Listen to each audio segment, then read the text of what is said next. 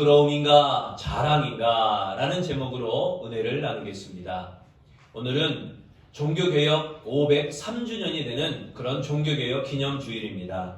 19세기 영국이 아프리카를 탐험할 때 두 사람의 영향이 아주 컸습니다. 한 사람은 세실 로드라고 하는 사람입니다. 그는 황금 전쟁을 일으켜서 아프리카 원주민들을 학살하고 엄청난 양의 금과 다이아몬드를 이 영국으로 들여왔습니다. 세실 로드는 애국자이며 영웅이 되어서 국민들의 칭송을 받게 되었습니다. 또 한 사람은 데이비드 리빙스턴입니다. 리빙스턴은 영국의 침략 정책과 노예 제도를 반대하였습니다. 그리고 그는 선교사가 되어서 아프리카에 들어갔습니다. 복음을 들고 병든 사람을 고치고 가난한 사람들을 도와주고 배우지 못한 사람들을 가르치며 하나님의 사랑을 심어 예수를 믿게 했었던 것입니다. 영국 정부는 식민 정책에 반대하는 리빙스턴을 가시 같은 존재로 여기고 그를 미워했습니다. 국민들은 리빙스턴을 나쁜 사람으로 몰아 비방하고 비난하며 그를 욕했습니다. 그러나 한 세기 후 황금 숭배주의자 로드의 무덤은 흔적도 없이 사라졌지만 리 리빙스턴은 영국 국립묘지에 안장되어 국민들이 존경하는 그러한 인물이 되었다는 것입니다. 여러분, 복음은 부끄러운 것이 아니라 자랑입니다. 종교개혁 503주년 기념주일에 이 종교개혁의 목표는 교회의 회복입니다. 요즘들 교회가 이 모양 저 모양으로 욕을 많이 먹죠. 그런데 이때가 바로 종교개혁의 때입니다. 종교가 개혁되어야 된다. 기독교가 개혁되어야 된다. 교회가 개혁되어야 된다. 여러분, 교회, 기독교 이걸 이루는 사람이 누굽니까? 그리스도인입니다. 그리스도인이 개혁되어야 됩니다. 그리스도인이 회복되어야 됩니다. 개혁자들은 교회의 온전한 회복을 목표로 하였습니다. 혁명이 아닌 개혁이라는 단어를 사용했습니다. 그래서 종교개혁자들은 중세교회가 부족해 보였지만 이 교회를 하나님이 세우신 조직으로 믿었습니다. 그래서 망가져가는 교회를 보수하여 초대교회로 돌아가는 것이 그들의 목표였습니다. 현대교회도 예루살렘 초대교회 그 시대의 모델로 우리가 개혁을 해야 된다는 것입니다.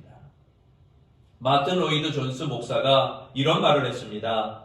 한 나라가 다른 나라의 억압 속에 있다가 독립이 되었다 하더라도 이것이 복음이 될 수가 없고 삶이나 형편이 나아지고 복지가 발전되고 있다 할지라도 이 또한 복음이 아닙니다.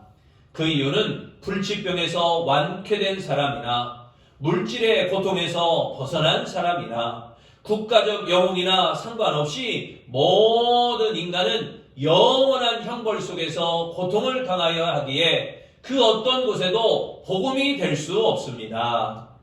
복음은 영원한 고통과 형벌에서 벗어나는 것입니다. 할렐루야. 로마서 1장 2절 말씀, 이 복음은 하나님이 선지자들로 말미암아 그의 아들에 관하여 성경에 미리 약속하신 것이라. 복음은 곧 예수 그리스도이기에 복음을 부끄러워하지 말고 오히려 자랑해야 된다고 말하는 것입니다. 우리 본문 16절 말씀, 바울이 왜 이렇게 말했는가? 내가 복음을 부끄러워하지 아니하노니. 바울이 이렇게 말했어요. 여기에 부끄러워하지 아니한다라는 말, 이 말은 부끄러움을 참는다는 소극적인 의미가 아닙니다. 내가 부끄럽지만 그걸 꾹 누르고 참는다, 이게 아니고 복음을 자랑스럽게 여긴다라는 적극적인 의미인 것입니다. 어버이날에 이 자녀가 어느 정도 성장하면 이 카네이션을 좀 이쁜 거, 좋은 거 사다가 생화도 갖다 걸기도 하고 그럽니다. 그런데 이 아이가 이제 유치원에 가 있어요. 유치원에 간 아이가 이 카네이션을 뭘로 만들겠어요? 유치원 어린이집 거기에서 그립니다. 꽃을 그리고 색종이도 붙여서 만드는데 조잡스러워요. 그런데 부모의 입장에서는요, 그거를 가슴에 거는 게 어디 가서 이쁜 거 사다 거는 것보다 더 자랑스러울 것입니다. 다른 사람 보기에는 아이고 별거 아니고 좀 이상하게 엉성하게 생겼다라고 할지라도 부모 입장에서는요, 그게 제일입니다. 또 넥타이도 마찬가지죠. 아이가 종이로 가지고 넥타이 길게 접어서 가지고 오면 이거 어떻게 여기다 멜 수 있겠어요? 그런데 부모 입장에서는요, 이 자녀가 해준 처음의 선물이기 때문에 너무너무나 자랑스러운 것입니다. 만나는 사람마다 부끄러워하지 아니하고 자랑할 수가 있는 것입니다. 그래서 바울은 복음으로 인하여 많은 핍박과 환난을 받았지만 복음이 인류를 구원하는 유일한 길이었기 때문에 귀하게 여기고 오히려 그것을 자랑스러워했다는 것입니다. 이것이 바울의 복음을 향한 그러한 태도입니다. 그렇다면 복음을 부끄러워하지 아니할 이유는 무엇인가? 첫째, 복음은 능력이 되기 때문인 것입니다. 내 영혼을 받으소서라고 하는 간증집이 있어요. 이 간증집에는 사형수들, 흉악한 사형수들이 그 안에 예수 믿고 변화된 그러한 내용들을 모아놓은 간증집입니다. 여기에 무려 17명을 죽였던 살인마 김대두라고 하는 사람의 간증이 나옵니다. 1975년에 무려 17명을 연쇄적으로 살인한 아주 흉악한 범죄자죠. 그는 어릴 적부터 부모와 사람들에게 버림받으며 그렇게 자라난 상처 때문에 그 복수심으로 사람들을 무차별적으로 죽였습니다. 1974년 사형이 집행될 때 그는 이렇게 고백하였습니다. 먼저 하나님께 감사드립니다. 이미 죽어야 할 몸이지만 하나님께서 저를 불쌍히 여기셔서 주님을 믿고 구원받게 해주셨으니 감사할 뿐입니다. 여러분과 영영 이별하는 것이 아니라 하나님 나라에서 다시 만나고 싶습니다. 목사님, 은혜 많이 받았습니다.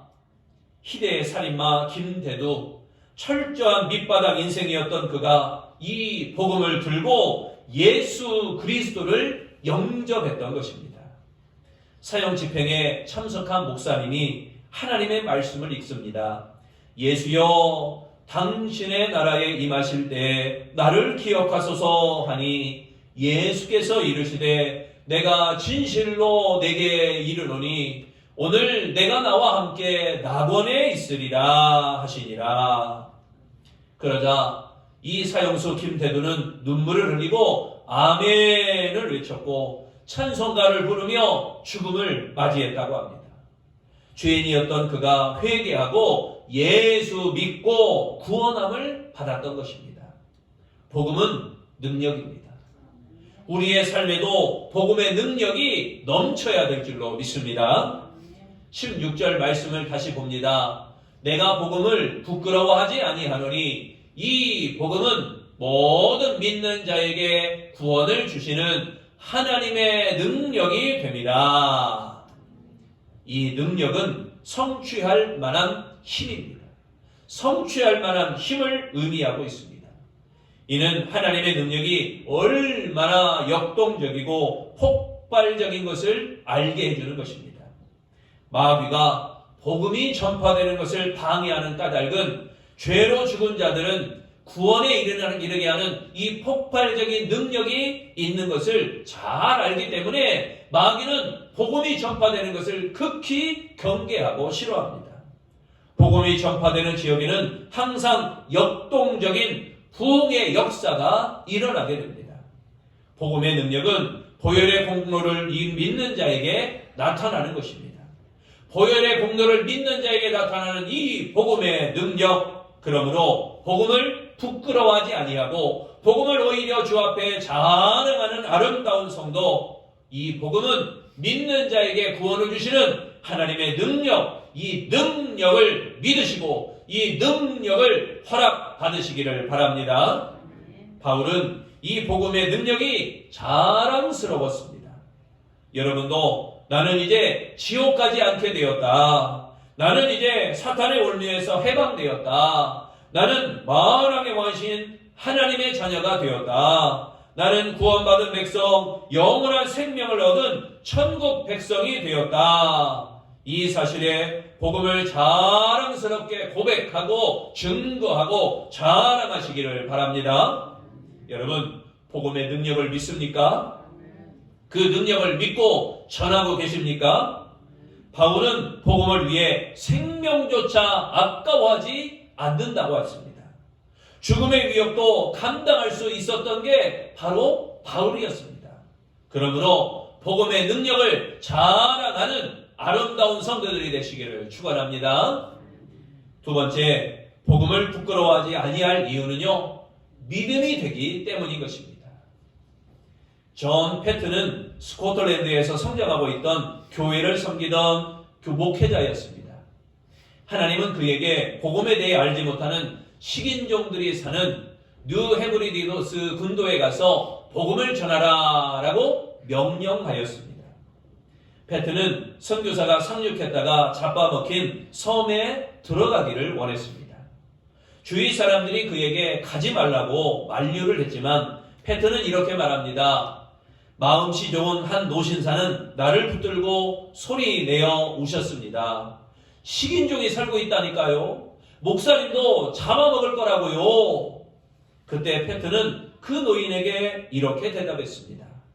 딕슨 씨, 머저나 선생님도 가지고 있던 것을 남겨둔 채 무덤에 들어가게 될 것입니다. 거기서 벌레들이 주검을 뜯어먹겠지요. 주님만 섬기다가 죽는다면 벌레가 먹든 식인종이 먹든 무슨 차이입니까? 마지막 때가 되면 선생님도 저도 그리스도처럼 깨끗한 몸으로 부활하게 될 것입니다. 그러자 노인은 방을 나가면서 이렇게 말했습니다. 그렇다면 더 이상 할 말이 없습니다. 33살의 존 패트는 아내와 함께 뉴 헤브리디스 군도로 들어가게 되었습니다. 도착한 지 얼마 후 아내와 갓난아이가 세상을 떠나게 되었습니다. 존 패트는 땅을 파헤쳐 시신을 묻었습니다. 그 뒤로 생명을 위협하는 수많은 고난이 끊임없이 몰려왔습니다. 하지만 몇 년이 지나자 식인종들이 예수를 영접하기 시작했습니다. 그 오스트레일리아와 스코틀랜드를 비롯한 서방 세계가 복음 전도에 대한 도전을 받게 되었던 것입니다. 복음은 패튼을 담대한 믿음을 갖게 되었다는 것입니다. 이 복음이 패튼을 담대한 믿음으로 이끌어가게 되었던 것입니다.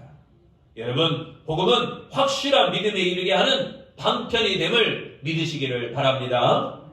17절 말씀, 복음에는 하나님의 의가 나타나서 믿음으로 믿음에 이르게 하나니. 여기 두 번 나오는 말씀이 믿음이죠. 믿음으로 믿음에 이르게 한다. 그런데 이 앞에 있는 믿음과 뒤에 있는 믿음의 의미가 서로 다릅니다. 앞에 나오는 믿음으로, 이 믿음은 예수를 주 구주로 고백하는 기본적인 믿음입니다. 우리가 모두가 가지고 있는 기본적인 믿음이 이 믿음으로라는 의미입니다. 그렇다면 뒤에 나오는 믿음에 이르게 한다라는 이 믿음은 이 믿음의 결과로서 그리스도인의 삶을 말하는 성숙한 믿음을 말하는 것입니다. 여러분, 누구나 가질 수 있는 믿음 되기를 원하십니까? 아니면 성숙한 믿음으로 하나님이 기뻐하시고 하나님이 칭찬하시고 하나님이 축복하실 만한 복 받을 만한 믿음 되기를 원하십니까? 하나님과 우리의 관계를 완전히 바꾸어 놓는 이러한 믿음이 되시기를 축원합니다. 바울은 핍박과 환난에도 이 복음을 부끄러워하지 않고 자랑하였던 것입니다. 복음이 구원에 이르게 하는 은혜의 힘을 믿었습니다. 종교개혁자 루터는 믿음의 진리를 깨닫지 못했을 때는 자신의 죄 때문에 그 심판으로 인해서 늘 고통스러워했습니다. 어떻게 죄가 이렇게 씻을 수 있을까? 나는 죄인인데 이 죄를 어떻게 씻을 수 있을까? 여러분 알다시피 천주교 가면 사제에게, 그 신부에게 죄를 말한다고 그 죄가 씻어지나요? 아니에요. 내 죄가 고행을 한다고, 무릎 꿇고 계단을 올라가고 어떠한 고행을 한다고 내 죄가 씻어지나요? 아니에요. 믿음의 진리를 깨닫고 의인은 믿음으로 말미암아 살리라 라는 이 교리를 깨닫는 루터와 같이 교리를 이렇게 확립하고 담대하게 종교개혁을 일으켰던 이 루터, 이와 같은 믿음을 우리가 가져야 된다는 것입니다. 복음은 확고한 믿음에 이르게 하는 아름다운 은혜가 나는 줄로 믿습니다. 세 번째, 복음을 부끄러워하지 아니할 이유는요, 의롭게 하기 때문인 것입니다. 어느 토요일 오후에 한 노인이 공원을 산책하고 있었습니다. 손에는 가죽으로 만든 성경책을 들고 있었습니다. 공원에서 놀던 아이들은 노인의 손에 들려있는 이 성경을 카메라로 착각했습니다. 그래서 노인에게 다가와 말합니다. 할아버지, 사진 좀 찍어주세요. 노인이 그 소리를 듣고 빙그레 웃으며 이렇게 대답합니다. 얘들아, 나는 너희들이 찍힌 모습을 이미 가지고 있단다. 어디 한번 보여줄까? 아이들은 언제 어디서 찍었는지 깜짝 놀라며 호기심이 가득하게 그 노인 주위로 몰려들었습니다. 노인은 성경책을 펼쳐서 그 말씀을 읽어주었습니다. 우리 다 같이 한번 봉독합니다. 로마서 3장 10절에서부터 18절까지 말씀입니다. 시작. 우리는 하나님의 의가 나타나서 믿음으로 믿음에 이르게 하나니 다 깨우쳐 함께 무익하게 되고 선을 행하는 자는 없나니 하나도 없도다. 그들이 목구멍은 열린 무덤이요 그 혀로는 속임을 일삼으며 그 입술에는 독사의 독이 있고 그 입에는 저주와 악독이 가득하고 그 발은 피 흘리는데 빠른지라. 파멸과 고생이 그 길에 있어 평강의 길을 알지 못하였고 그들의 눈앞에 하나님을 두려워함이 없느니라. 아멘. 그리고 노인은 아이들에게 이렇게 말했습니다. 얘들아, 이것이 바로 너희들의 모습이다. 하나님의 눈에 비친 너희의 모습이 이런 모습이다. 그런데 이 문제를 해결하는 길이 있단다. 그리고 노인은 아이들에게 예수 그리스도의 복음을 들려주었습니다. 여러분, 이 복음이야말로 죄인을 의롭게 하는 비결이 되어지는 것입니다. 17절 말씀, 복음에는 하나님의 의가 나타나서 기록된 바 오직 의인은 믿음으로 말미암아 살리라 함과 같으니라. 이 하나님의 의라고 했죠. 하나님의 의는 하나님과 옳은 관계를 말합니다. 하나님과 옳은 관계를 나타내는데 하나님과 바른 관계를 맺는 상태, 여러분 지금 하나님과 올바른 관계를 맺고 계십니까? 하나님은 예수님을 보내어 구속의 사역을 이루셨습니다. 그리고 이 사실을 믿는 자들을 의롭다고 칭찬해 주셨습니다.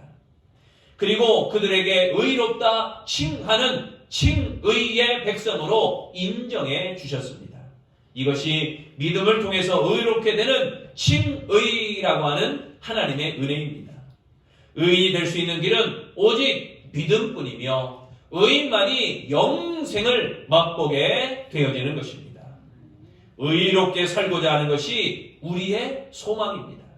비록 가난하다 할지라도 의롭게 살리라, 이런 생각으로 우리는 신앙생활을 이어가고 있습니다. 의인이 될 수 있는 길은 오직 믿음뿐인 것입니다. 진정으로 의인이 되는 길은 믿음밖에 없는 것입니다. 이를 위해 예수님께서 십자가에 못 박혀 돌아가셨습니다. 이 복음을 전파하기 위하여 바울 역시 생명을 바치면서까지 그 이방 지역, 심지어 그 로마에까지 압송되어 죄인의 신분으로 돌려갔지만 그곳에 선포된, 로마에서 선포된 이 바울의 복음이 로마 전역을 다 복음화시키고 국교화까지 만드는 놀라운 기적과 같은 역사가 일어났던 것입니다. 복음은 바울에게 더 이상 수치가 아니라 영광이요, 바울에게 복음은 자랑이 되었던 것입니다. 복음을 위하여 생명을 바칠 각오가 바울에게 있었던 것처럼 우리 아름다운 성도들에게도 복음을 위하여 생명을 바칠 각오가 되어 있습니까? 여러분, 복음을 자랑하며 복음을 증거하며 복음을 선포하며 사는 아름다운 성도 되시기를 축원합니다. 사랑하는 성도 여러분, 우리가 믿는 복음은 하나님이 주시는 능력입니다. 우리가 믿는 복음은 성숙한 믿음에 이르게 하는 하나님의 축복입니다. 우리가 믿는 복음은 죄인을 의롭게 하는 도구입니다.